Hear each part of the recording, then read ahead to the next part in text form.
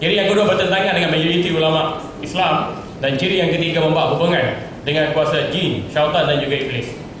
Saya terlibat dalam perubatan Islam, banyak sangat jumpa-jumpa jin, sihir, tangkal, penanggal, toyo, pontianak, macam-macam hantu lah. Macam-macam. Saya pernah ubat ada seorang pegawai kanan KDN yang kemasukan jin. Bila saya tanya jin tu cakap dengan saya, dia kata dia datang dari Tawau. Betul ni? Ni kisah benar. Dia datang daripada Tawau. Ada nama bomoh tu, saya tak sebutkan pada tuan-tuan. Ada nama bomoh tu, guna jin. Bomoh ni bomoh yang agak terkenal, tapi guna jin. Saya suruh dia keluar, dia kata tak nak keluar. Dia nak pegawai KDN ni mati. Kerana pegawai KDN ni satu ketika mari buat projek sini dengan kasar, dengan garang. Dia rasa terasa hati, dia rasa hina. Jadi dia nak pegawai KDN tu mati. Alhamdulillah kita baca jampi, ruqyah, doa selamat apa semua, jin tu yang mati. Alhamdulillah. Tapi sebelum mati tu, jin tu bagi nombor telefon pada saya. Nombor telefon tu saya telefon betul-betul. Nama tuan dia, bila saya cakap dia 3 patah, tuan dia letak telefon. Bila jin, unsur syirik, zaman kita ni banyak lagi black magic, bila jin unsur syirik itu. Allah Rabbi la ilaha illallah. Itu tanda akidah kita, akidah yang cacat. Yang keempat, mengaitkan unsur-unsur tarikat. Tarikat ni sebenarnya betul. Tarikat ni metodologi, cara menuju Allah. Kita nak zikir banyak mana, puasa banyak mana, wirid banyak mana, sebagai satu disiplin mendekatkan diri pada Allah. Ada tarikat yang muktabar, ada tarikat yang menyeleweng. Ringkasnya, master saya dalam bidang tarikat Naqsyabandiyah Khalidiyah. Alhamdulillah. Walaupun tak mengamalkan sepenuhnya tarikat Naqsyabandiyah Khalidiyah, tapi disiplin tu ada. Satu lagi ialah tarikat yang menyeleweng, yang bukan tarikat tu. Bina tarikat tak ada silsilah, tak ada ijazah daripada syekh. Step pertama boleh lah, step kedua, step ketiga, step keempat mengarut. Kita tengok anak murid kaya, anak murid ramai, anak murid cantik, lawa-lawa. Akhir sekali terjebak pada tarikat yang sesat. Begitu juga pemujaan, puja batu, puja kayu, puja pokok, puja minyak dagu, macam-macam jenis puja. Yang seterusnya perbomohan. Banyak bomoh-bomoh karut. Seperti kita tengok boleh bomoh VIP kan. JAKIM, Jabatan Kemajuan Islam Malaysia, telah keluarkan garis perbomohan dan persilatan. Tapi kita tak rujuk kepada garis itu. Itu kadang-kadang mesilat tu bagus, tapi jangan sampai seru roh, panggil roh, berdamping dengan makhluk-makhluk yang lain. Roh kita tak boleh dipanggil. Roh tak boleh dipanggil. Yang datang tu benda lain. Jadi nak kena tengok, ada silat yang bagus, ada silat yang tak bagus. Okay? Dan dalam Islam ni kita panggil ruqyah, jampi syar'iyah. Ruqyah syar'iyah. Kita baca ayat Quran, baca hadis, baca doa-doa yang maksud, yang sampai kepada kita. Kita baca selawat-selawat. InsyaAllah benda-benda spiritual itu tetap akan dikalahkan oleh Allah. Kalau ia datang tampil mengganggu kita, ataupun datang dalam bentuk sihir, sama ada sihir asyik ataupun jin yang diatas khusus untuk membinasakan hubungan kekeluargaan, rumah tangga, bisnes dan sebagainya. Pertapaan, persilatan, ini di antara ciri-ciri ajaran yang menyeleweng. Tuan-tuan hadirin yang dirahmati Allah, ciri ajaran sesat juga fanatik pada ketua atau pemimpin. Dah tahu dah Yapin sesat ikut juga, Haji Kahar sesat ikut juga, Arkam sesat ikut juga. Ikut betul-betul. Allah Rabbi la ilaha illallah. Sembrono dalam pengambilan hukum dan fatwa, mudah je letak hukum. Ni bid'ah, ni syirik, ni kafir, ni masuk neraka. Mudah aja. Kita nak kata bid'ah, syirik, sesat, kafir masuk neraka tu, apa dalil dia? Apa bukti dia? Apa hujah dia? Apa saranan ulama terhadap isu-isu sebegini? Agak berhati-hati. Tapi ini tidak mudah je nak letak hukum hakam ikut selera hawa nafsu mereka. Dan ajaran sesat bersifat tertutup dan rahsia dalam semua hal. Dia tak nak kita tahu kesesatan, penyelewengan, akhir sekali pecah tembelang mereka. Dan tindakan ajaran sesat atau menyeleweng ni bersikap radikal. Radikal ni, apa maksud radikal? Mereka je betul kalau yang salah. Itu radikal. Kalau ekstremis yang mula menggunakan cara kekerasan untuk nak hujah dengan kita, untuk nak lawan dengan kita, itu radikal dan ekstremis. Saya semasa saya jadi pegawai pemulihan tanah ISA, saya jumpa ramai kalangan orang Islam kita yang berfaham radikal dan ekstremis.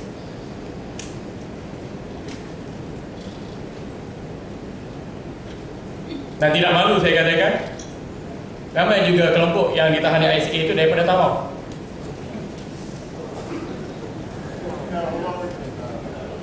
Bukan nak memburukkan tawaf, bukan mereka mewakili tawaf, tidak. Tapi mengapa benda ni berlaku? Itu soalnya, mengapa benda ni berlaku? Hingga sanggup pergi Ambon, hingga sanggup pergi Mindanao, pergi belakang senjata, berperang, tangkap dan bunuh orang-orang yang bukan Islam dengan sewenang-wenangnya, masuk keluar ikut lorong tikus. Bukan saya nak membangkitkan nostalgia, tapi nak cerita apakah sebab berlakunya masalah ini. Kita dapat atasi supaya ia tak berulang kembali. Sebabnya radikal, kita anggap kita betul, kita bersih, kita berjuang jihad, kita Ahlussunnah wal Jamaah, kita nak bina negara Islam, oleh syirik, sesat, bid'ah, khurafat. Ini radikal. Lepas tu nak memanifestasikan pemikiran radikal ni, kita jadi ekstremis, mula bertindak dengan kasar, dengan keras, dengan bengis. Tak dengar ada kata orang. Saya dalam tahanan ISA, aku tekak. Saya panel pemulihan SOSMA. Dengan Ustaz Manang sekali kita pergi di penjara Tawau untuk tahanan Sulu. 31 orang tu bawa tahanan Sulu ke KK, penjara KK. Saya turun sebulan sekali buat pemulihan. Bertekak, mula-mula memang tekak. Begitu juga buat DI Darul Islam daripada Tawau ni. Pun bertekak juga ISA, GI, kumpulan GI dekat Semenanjung. Pun bertekak juga. Mereka tak nak dengar hujah-hujah penjelasan kita. Tapi bagi saya, antara GI, DI, yang Sulu ni agak bagus sikit. Sebab mereka tak ada asas. Mereka tidak ada asas agama. Mereka jahil. Orang jahil mudah. Kita bentuk, kita tunjuk, kita hujah, mereka ikut kita. Boleh tanya Ustaz mana? Mereka yang tahanan Sulu ni, walaupun kita kategorikan dia sebagai pengganas, tapi dalam proses pemulihan, mereka boleh terima. Dia kata dulu, kami tak sembahyang Ustaz. Kami hidup di selatan Filipina, di layar seperti binatang. Alhamdulillah Ustaz ajar kami, La ilaha illallah Muhammad Rasulullah. Alhamdulillah kita faham iman, faham salat, Alhamdulillah. Soal dia kena hukum gantung ataupun penjara seumur hidup, itu proses mahkamah. Tapi kita tahu, mereka itu saudara se-Islam kita. Yang mana kita wajib sampaikan ilmu agama pada mereka. Jadi penghukuman ada terserah pada budi bicara pihak mahkamah, sama ada mereka bersalah ataupun tidak. Tapi kalau GI, Jamaah Islamiyah atau DI, memang payah nak ubah. Dia fikir dia betul. Minta maaf lah kalau ada keluarga, sahabat anda, rakan, jiran, teman yang ada di sini. Tak apa, saya beritahu ini pengalaman saya. Soalnya mengapa situasi ini berlaku. Sebab tak pegang pada akidah yang menang. Dan kita mengambil keputusan sendiri. Dan modus operandi mereka licik. Mereka pergi ke Mindanao, ke Ambon, ke apa semua tu dengan logo-logo tikus. Pasport ada, IC tak bergerak, tak ada catatan rekod masuk dan keluar. Dan senjata-senjata ada kat luar negara. Boleh tak kita buat tindakan begitu? Apakah kita ni tidak ada bidang kepolisian, bidang siasatan, tidak ada undang-undang yang mudah kita lolos melalui lorong tikus untuk keluar negara, hingga kita kata negara kita ni bukan Islam, demokrasi kafir, perlembagaan kafir, undang-undang kafir, teruja nak tubuhkan negara Islam berdasarkan kepada tafsiran kita sendiri. Akhir sekali kita anggap diri kita sebagai jihad, nak mati syahid, dan orang lain dianggap sebagai banjingan belaka. Allahu Akbar. Tuan-tuan hadirin, fokus kita yang pertama ancaman Syiah. Syiah ialah kumpulan manusia yang fanatik pada Sayyidina Ali karamallahu wajhah dan keturunannya, Fatimah, Hasan, Husain dan lain-lain, hinggalah mencecah kepada tahap keyakinan Imam 12. Jadi kita katakan tak kira ada Melayu ke Cina ke Arab ke India ke Kadazan ke Dusun ke Banjar ke Muruk ke Zulu, kalau dia fanatik pada Sayyidina Ali karamallahu wajhah dan mencela sahabat yang lain, dia layak disebut sebagai Syiah.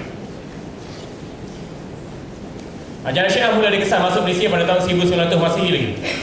Ini sekarang 2014. Datuk tahu dah isu Syiah ni bukan isu yang baru berlaku. Datuk tahu dah beranak, dah bercucu, dah bercicit, dah berciak, dah berciok, dah berciak. Ajaran Syiah. Tetapi puncak perkembangan Syiah berlaku selepas kejayaan revolusi Iran yang dicetuskan oleh Khomeini dari Perancis bersama para pengikutnya pada tahun 1979. Hingga mereka berjaya mengguling pemerintahan Syah Iran dan mendapatkan kuasa politik pemerintahan di Iran dan menggelarkan dirinya sebagai imam ataupun naibul imam ataupun ayatullah. Bila mana ada kuasa politik pemerintahan itu, mereka menjalinkan hubungan diplomatik dengan negara-negara umat Islam dan mewujudkan kedutaan, serta kedutaan berfungsi sebagai jambatan dalam pengeksportan dan perkadiran Syiah seluruh negara umat Islam. Dan Malaysia adalah sebuah negara yang tak terlepas daripada tempias berkenaan.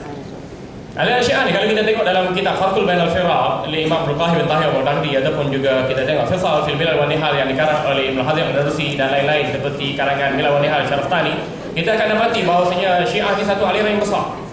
Mereka ada kitab, ada ulama, ada pengikutnya berjuta-juta. Asasnya kelompok Syiah yang besar ni ada 22 puak. 22 puak. Ada puak yang sederhana, ada puak yang ekstremis, dan ada puak yang mencecah tahap teroris. Dan dalam 22 puak tu, yang top 3 nya kita pilih Imamiyah ataupun Ja'fariyah, juga dikenali dengan Imam 12. Yang kedua, kelompok Syiah yang kedua ialah Zaidiyah. Okey, kelompok Syiah yang pertama Imamiyah ni Iran, Iraq, Lebanon, Azerbaijan dan juga Bahrain. Mereka dari kalangan majoriti umat Islam berada di negara berkenaan. Kalau Iran, Iraq tu memang negara resmi Syiah. Syiah Imam 12 atau Imamiyah. Manakala Syiah Zaidiyah, komuniti Yaman, 75% umat Islam di Yaman berfaham Syiah Zaidiyah, yang menisbahkan pandangan mereka kepada Imam Zaid bin Ali Zainal Abidin. Dan kalau kita tengok kepada kitab-kitab sejarah, Imam Zaid bin Ali Zainal Abidin merupakan salah seorang ulama mujtahid daripada keturunan Rasulullah sallallahu alaihi wasallam. Akidahnya hampir sama dengan Ahlussunnah wal Jamaah, cuma perbezaan dari sudut fiqahnya, mereka memandang Sayyidina Ali lebih aula bil khilafah walaupun menjawab khilafah yang ketiga. Itu saja. Terus Syiah Zaidiyah ni agak moderate, agak mu'tadil kalau nak dibandingkan dengan Syiah Imamiyah. Atau lagi kategori Syiah top 3 ialah Syiah Ismailiyah. Syiah Ismailiyah ni pecahan daripada Syiah Imam 12 dan merupakan kelompok Syiah yang ekstrim. Banyakkan mereka datang daripada benua India dan Pakistan. Syiah Ismailiyah ni ada dua pecahan pula. Satu Syiah Ismailiyah Al-Ghakan, satu lagi Syiah Ismailiyah Tayyibi Burra. Syiah Ismailiyah Tayyibi Burra datang daripada benua India, Madras, Calcutta, Bombay, Bari. Kalau Syiah Ismailiyah Al-Ghakan datang daripada Pakistan. Lepas tu kita tengok India Muslim kita masuk ke dalam India Muslim kita, boleh jadi dia Syiah. Kita kata India Muslim tu didefinisikan lagi. Muslim jenis apa ni?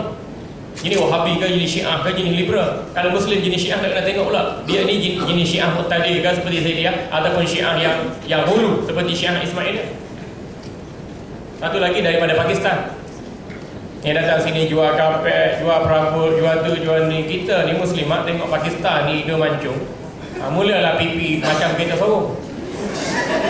Pakistan pula banyak duit pula.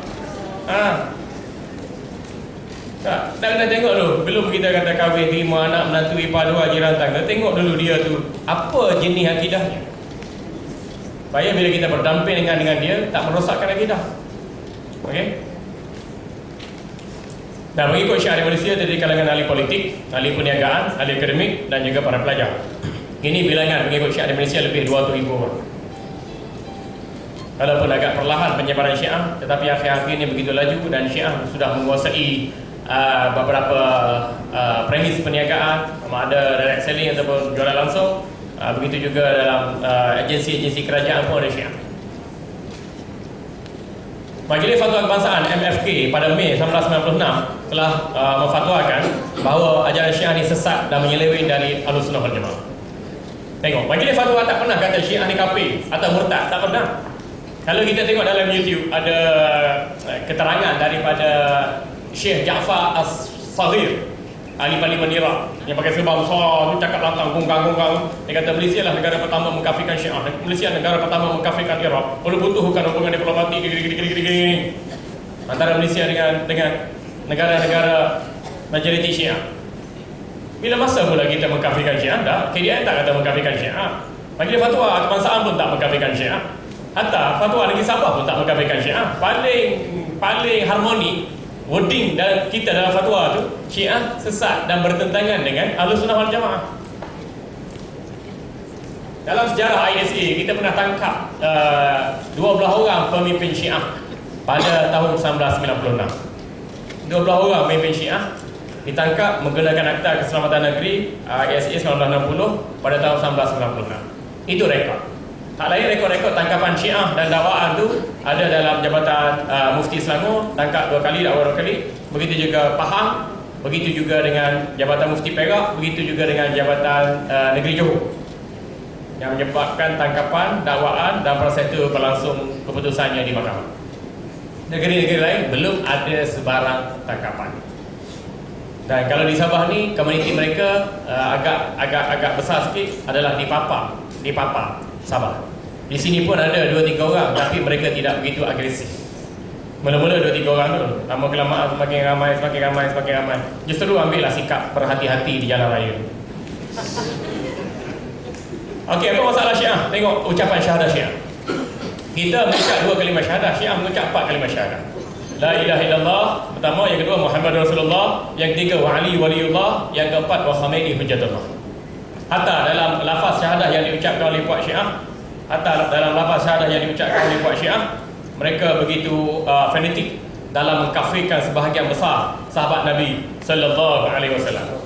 Sekarang ni mari kita tengok video pelafazan syahadah yang dibuat oleh Imam Syiah.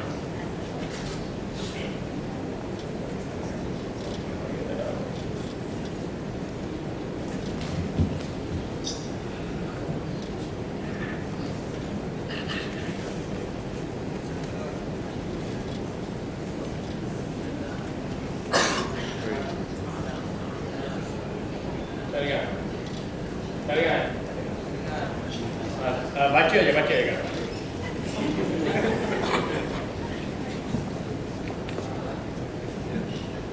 Dia kata kalau nak masuk Syiah kena lafazkan syahadah.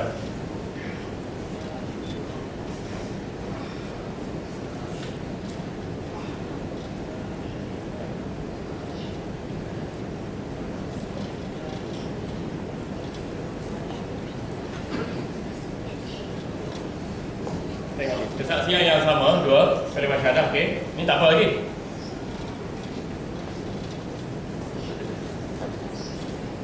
Tengok, menyaksikan bahawa yang ni baru nak masuk Syiah, muda-muda ni. Yang ni Syekh Syiah, Imam Syiah. Wa asyhadu anna Amirul Mukminin Ali kan.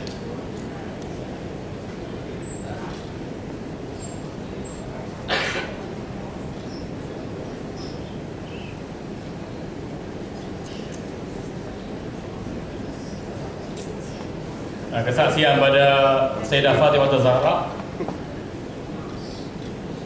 dan anak-anaknya maksum. Fatimah Zahra dan anak-anaknya maksum. Tengok, dia mencela Sayyidina Abu Bakar Siddiq. Abu Bakar wa Umar wa Uthman wa Aisyah dan Hafsah masuk neraka.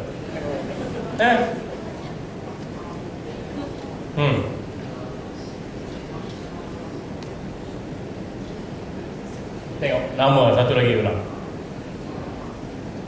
Wa Uthman.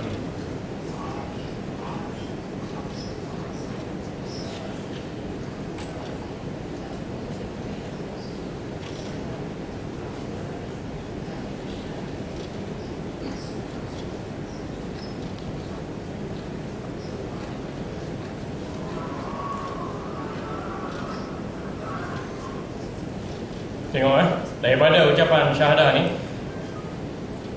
jelas golongan Syiah di samping dia buat kesaksian pada la ilaha illallah Muhammad Rasulullah Ali waliullah Fatimah dan anak-anaknya maksumi, kemudian mereka mencela pula Abu Bakar wa Umar wa Uthman wa Aisyah dan meletakkan mereka dalam neraka.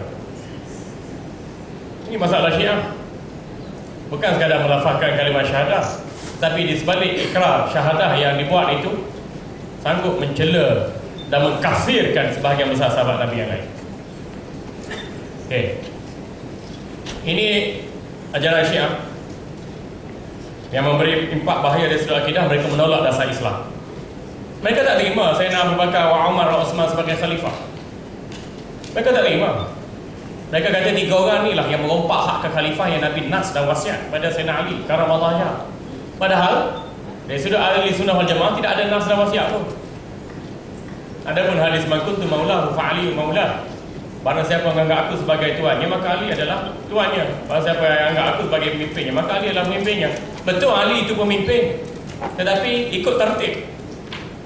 Bahkan keterangan-keterangan yang banyak, Nabi sallallahu alaihi wasallam bersabda, "Iqtadu min ba'di Abu Bakr wa Umar." Ikutlah pemimpin yang sesudahku, iaitu Abu Bakar dan Umar. Dan dalam hadis yang sahih, Nabi sallallahu alaihi wasallam minta Sayyidina Abu Bakar sendiri jadikan imam waktu bagi negeri. Kali ini dibentangkan oleh ulama ketika sayembara Sakifah Bani Sa'adah, hingga menyebabkan Muhajir dan Ansar bersatu melantik Sayyidina Abu Bakar Siddiq sebagai khalifah. Alhamdulillah, tapi orang Syiah ni mereka tak terima 3 khalifah pertama, bahkan mencela, bahkan mengkafirkan mereka. Ini bahaya Syiah. Bahkan kalau ada anak-anak kita yang terlibat dengan Syiah, ayah dia nama Abu Bakar pun dia mati, dia cela juga. Begitu fanatik. Tengok dalam kitab Sayyid Jazairi Anwar Nu'maniyah Nur fi Haqiqatul Anwar, jilid yang 278 di kalangan ataupun Syiah. Dia kata kami tidak pernah sepakat dengan Sunnah Jemaah tentang Allah, tentang Nabi, tentang imam. Karena mereka mengatakan Tuhan kami adalah Nabi Muhammad. Tuhan kami adalah Allah dan Nabi Muhammad sallallahu alaihi wasallam dan khalifahnya Abu Bakar Siddiq. Kami Rafidah tidak beriman pada Tuhan dan Nabi itu. Dan juga khalifah setelahnya adalah Abu Bakar. Dia masalahnya Abu Bakar jadi khalifah sehingga nak menolak ketuhanan Allah dan kenabian baginda sallallahu alaihi wasallam. Tengok bahaya Syiah. Mereka mendakwa Quran kita ada ni Quran yang palsu, diubah, ditakut tambah. Ini dalam kitab Masyariqus Syumus Ad-Durriyah fi Ahkiyatil Mazhab Al-Akhbariyah yang dikarang Allama Al-Hujjah Sayyid Al-Alami Sayyid Alawi Al-Musawi Al-Bahrani. Tengok yang teks yang kuning. Saya baca secara spontannya. Wal hasil al-akhbar an tariqa al-bait aidan katsir. Ilam takun mutawatiratan al-Qur'an allazi bi aidina laysa huwa Qur'an bitamam.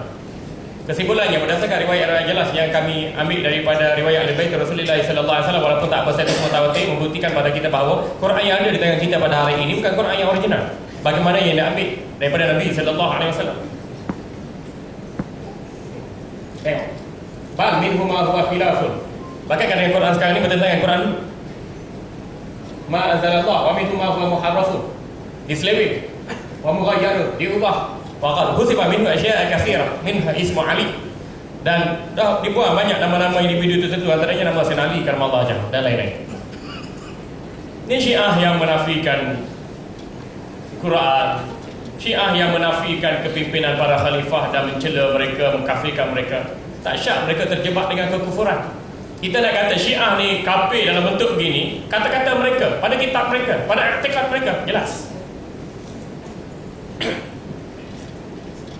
Ini dalam kitab Biharul Alwar yang dikarang oleh Syekh Muhammad Baqir Al-Majlisi, seorang tokoh besar Syiah. Mereka katakan manusia yang paling mulia, yang paling hebat ialah Imam Syiah. Imam Syiah, kemudian barulah Rasul, Ulul Azmi, kemudian barulah Nabi, kemudian barulah malaikat, kemudian barulah manusia. Kita manusia yang paling mulia, paling hebat yang Nabi kita Muhammad sallallahu alaihi wasallam, penutup Nabi-Nabi dan para Rasul. Kemudian barulah Rasul-Rasul Ulul Azmi, kemudianlah baru para Nabi, kemudianlah baru para ulama, para wali, para orang yang saleh beriman di kalangan muslimin. Dakwah Syiah yang paling mulia sekali Imam Syiah. Imam Syiah menduduki maqam yang tinggi berbanding para Nabi dan para Rasul. Ini keterangan daripada kitab Bapak Syiah. Mereka kata di zaman sahabat, bawa banyak dalil-dalil menjelaskan kalau sahabat ni buat salah, buat dosa, buat maksiat, mereka pergi jumpa Nabi sallallahu alaihi wasallam. Baginda tidak ada pada waktu itu. Para sahabat pergi jumpa Sayyidah Fatimah, minta ampun dengan Fatimah, sujud pada Fatimah, clear segala salah silap dosa dan noda mereka. Kita kata minta ampun dan sujud tu hanya eksklusif milik Allah Subhanahu wa taala. La ta'atul makhluk fi maksiatil khaliq. Dalam ajaran Syiah mesti taqiyah, berpura-pura atau bermuka-buka. Orang Syiah bila mereka kelompok yang kecil yang tidak ada keuangan, kuasa ekonomi, politik dan pemerintahan, mereka tak mengaku Syiah. Orang Syiah tak mengaku Syiah kalau mereka lemah, kalau mereka kurang bilangan ataupun tak ada kekuatan, tak mengaku Syiah. Mereka kata mereka lebih baik, mereka kata mereka adalah Sunnah wal Jamaah juga. Hanya Johari yang mengenal nikah, Johari Melayu, nikah India. Sebab dalam kronologi aliran pemikiran ni, kita nak tengok ni Wahabi ni, Syiah ni, liberal ni, ajaran sesat apa semua, hanya ulama yang pakar dalam bidang begini. Kalau kita tengok secara spontan, kita tak tahu. Orang Syiah, saya pernah berhujah dengan orang Syiah. Dia kata, Ustaz, taqiyah ni ada dalam Quran, ada dalam hadis. Saya kata mana? Cuba tunjuk surah. Dia pun baca ayat. Wa ja'alna lil muttaqina imama. Ya Allah, jadikan kami hamba-Mu yang bertakiyah sebagai pemimpin. Hai, saya kata, muttaqi itu maknanya orang bertakwa, bukan takiyah. Takiyah ni menyembunyikan kesyiahan untuk mendapat manfaat dan menolak mudarat. Itu takiyah. Tak mengaku syiah untuk dapat manfaat dan menolak mudarat. Tapi muttaqi dari kalimah waqa yaqiti merujuk kepada takwa, imtisalu awamir wa ijtinabu nawahi. Buat yang disuruh, tinggalkan apa yang dilarang sebaik-baiknya. Jadi konsep takwa dan takiyah lain. Dia kata tak apalah, ada lagi dalil. Mana? Bawa pula dalil hadis daripada Ja'far As-Sadiq radhiyallahu anhu. Dia kata, qala Nabi sallallahu alaihi wasallam, la imana liman la taqiyata lah. Tidak sempurna keimanan bagi mereka yang tak bertaqiyah.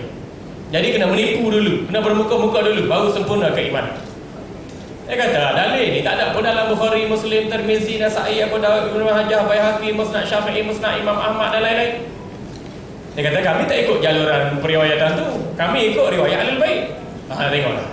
Dia hadis, dia ikut hak ulama-ulama hadis Syiah. Tafsir dia ikut ulama-ulama tafsir Syiah. Jadi tak ada titik pertemuan di situ. Lepas tu kita berdebat dengan orang Syiah ni, habis masa, habis duit, habis karan saja, habis boreh saja. Tak ada titik penyelesaian pun. Tengok dalil Syiah mengkafirkan sahabat Nabi SAW. Ni kitab Rawdatul Muttaqin fi syarhi ma la yadurrul faqih. Dia kata, amma Muawiyah wa Aisyah fa innahuma kharijan min ad-din wa laysa min al-muslimin. Muawiyah dan Aisyah ni mati murtad, keluar daripada Islam, dan mereka berdua bukan dari kalangan orang Islam. Kita kata Muawiyah dan Aisyah ni sahabat Nabi sallallahu alaihi wasallam. Aisyah isteri Nabi sallallahu alaihi wasallam. Dalam riwayat Muslim, Nabi sallallahu alaihi wasallam pernah ditanya, wahai Rasulullah, siapakah orang paling dikau kasihi? Nabi kata, Abu Bakar. Aku maksudkan di kalangan wanita. Rasulullah kata, orang yang paling berkasihi kalangan wanita ialah Aisyah.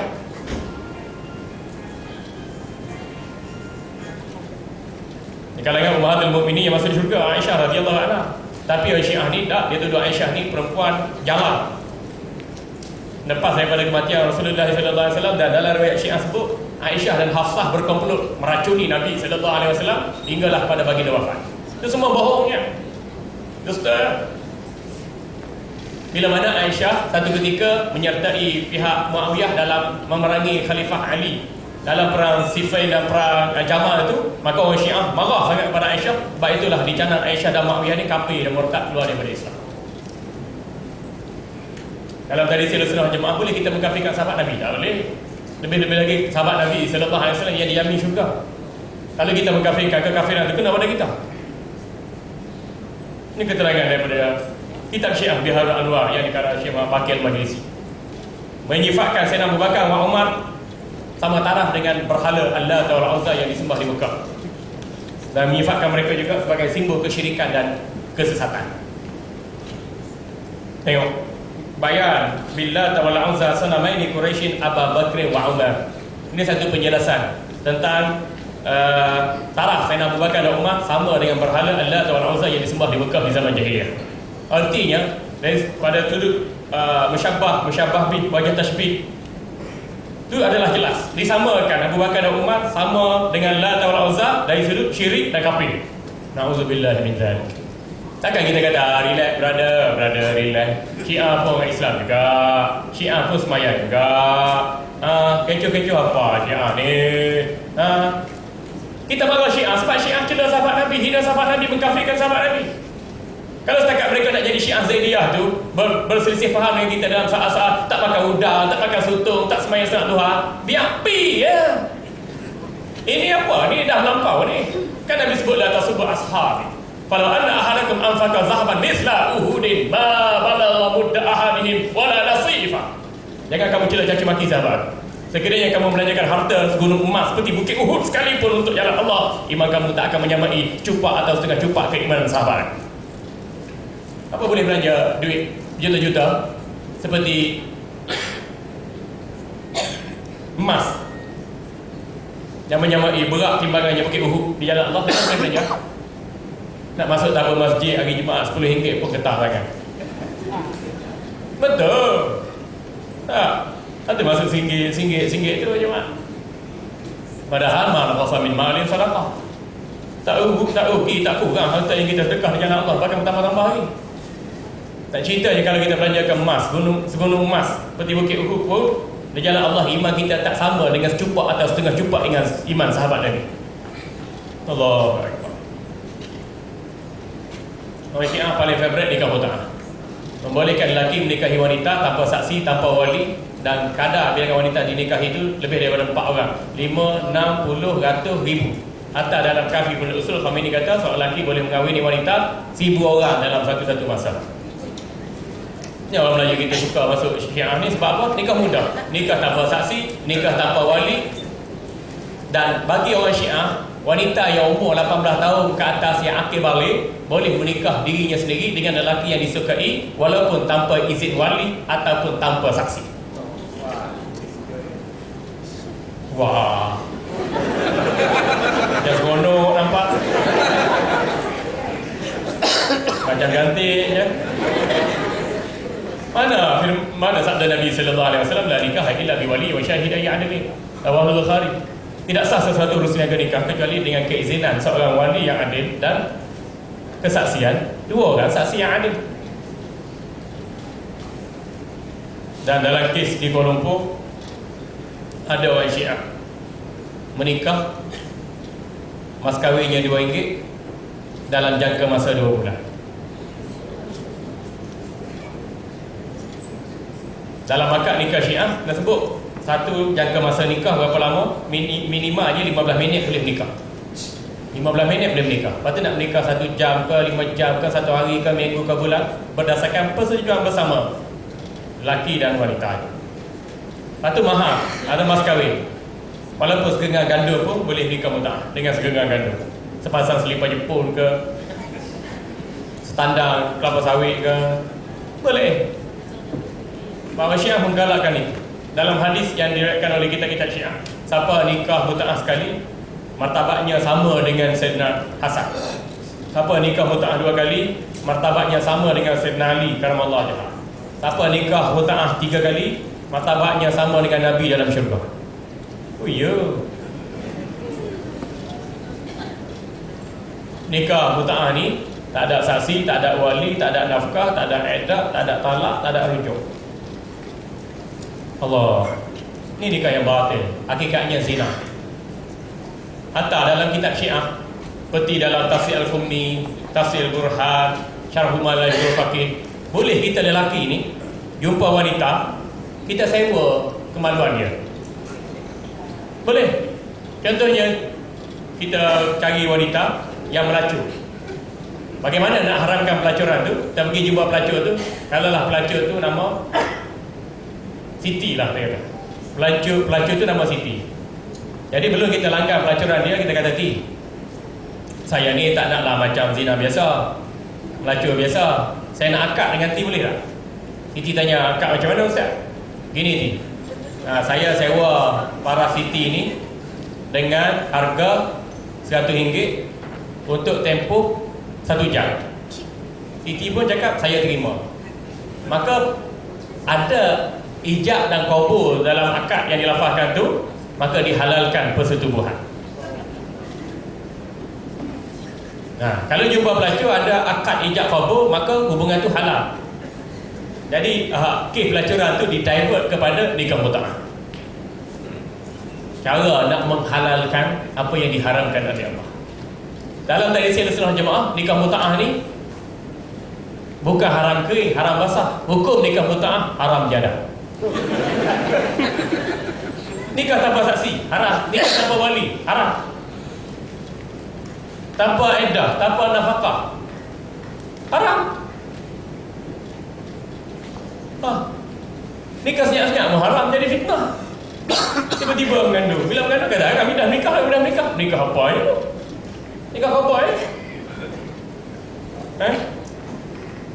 Dan nikah mut'ah ni cukup simple. Di restoran mereka duduk sekejap, nikah mut'ah 2-3 minit ya.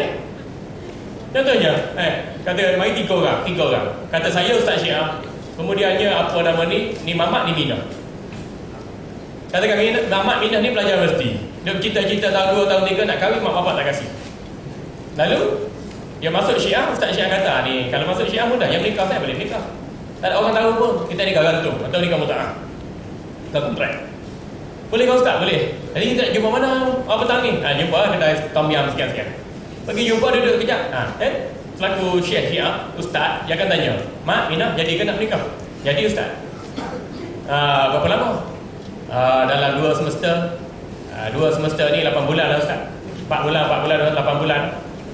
Lepas 2 semester tu kita dah graduate. So boleh proses untuk nikah yang sebenar. Jadi ini nikah gantung, nikah kontrak dah dulu. Okey, nak nikah dalam 2 semester 8 bulan 8 bulan.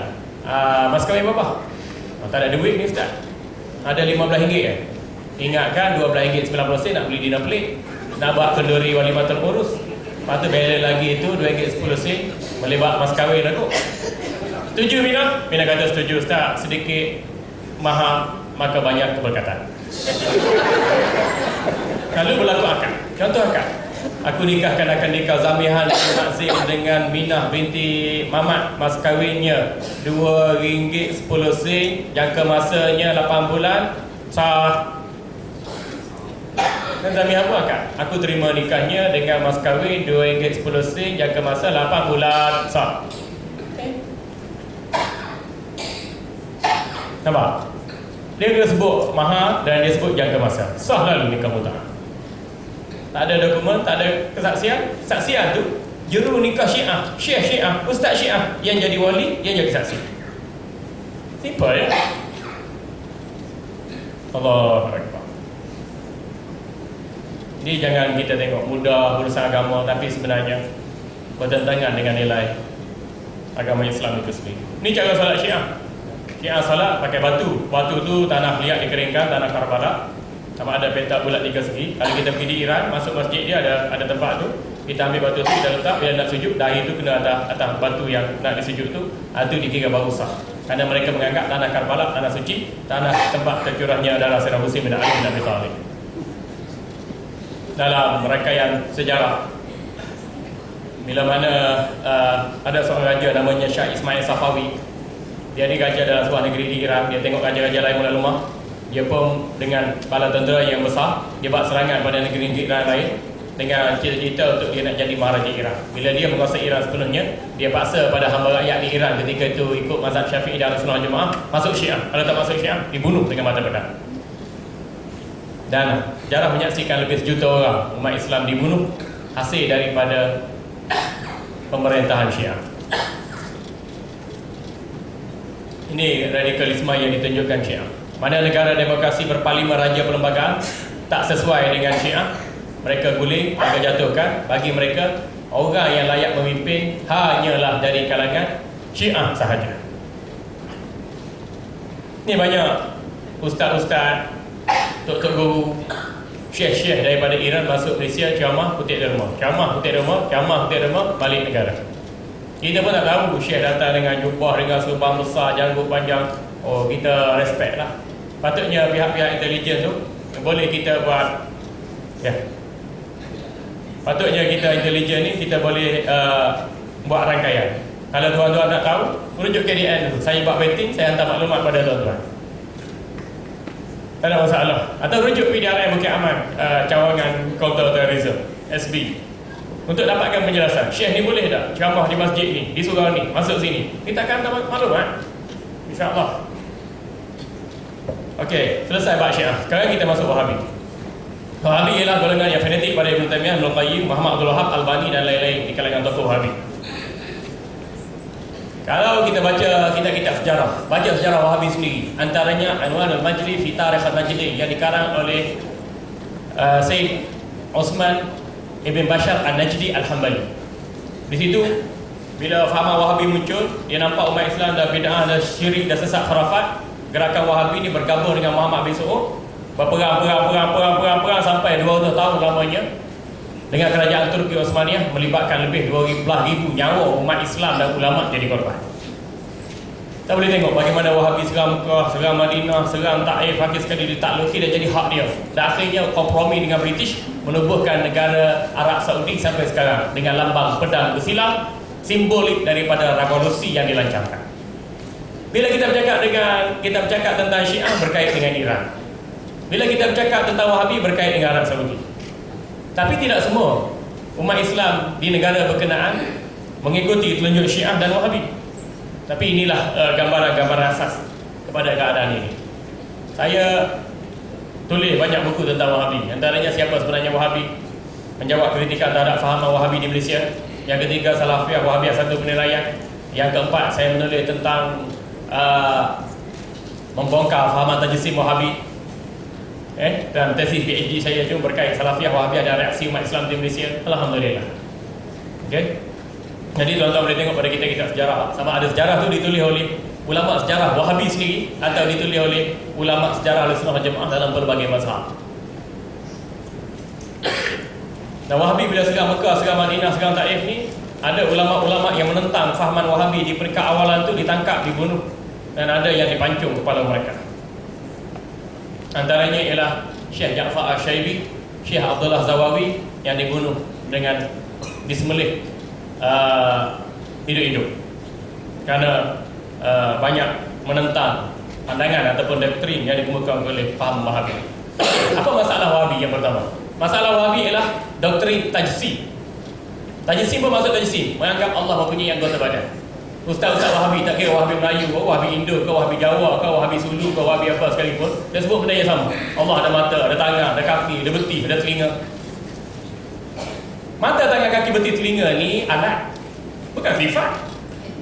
Tapi tokoh-tokoh Wahabi menganggap ini adalah sifat a'yan, sifat keanggotaan. Mana ada sifat keanggotaan? Kalau kita kata tangan anggota, tangan anggota, sifat kepada tangan ni lembut, kekerah, kekasar, itu sifat. Itu penting kita belajar tentang zat Allah, tentang sifat Allah, tentang perbuatan Allah. Hingga kita kata Allah ada tangan Allah tak sama dengan makhluk. Allah duduk atas arash, Allah duduk atas arash, Allah bersemayam atas arash. Semayam kalau kamu Dewan Bahasa, terbitan Dewan Bahasa Pustaka, semayam maksud duduk, maksud menetap, bermaksud mendiami. Apakah duduk, menetap, mendiami itu tak bersentuh, tak bersambung, tak berada pada satu sudut, pada satu arah, dengan jisim, dengan kirim, dengan isi padu, dengan pepejah, dengan ruang? Ini bahaya ajaran ini. Ajaran tajsim. Imam Syafi'i rahimahullah kata